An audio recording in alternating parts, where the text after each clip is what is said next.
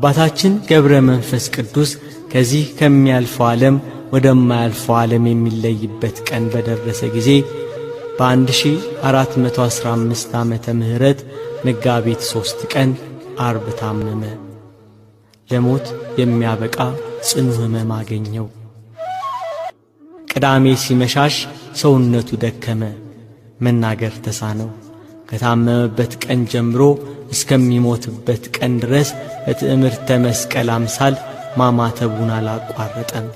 ጌታችን ኢየሱስ ክርስቶስ ከአባታችን ጋር ቃል ኪዳን ሲገባ የአባታችን የእጅና የእግሩ ጣቶች እንደ ፋና በሩ፣ ከጠጉሩም ወተት ይፈስ ነበር። ከአፉም በረድ የሚመስል ነጭ ንብ ይወጣ ነበር። ወደ ሰማይ ይወጣል፣ እንደገናም ይወርዳል፣ ወደ አፉም ይመለሳል። የአባታችን ነፍሱ ከሥጋው ተለየች።